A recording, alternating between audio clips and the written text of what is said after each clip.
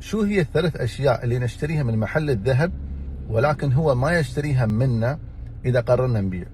ركز، لأن كثير من الناس يقول أن الذهب زينة وخزينة، ولكن هذه الثلاث أشياء ممكن تخسرك إلى 70 أو 80% من قيمة القطعة.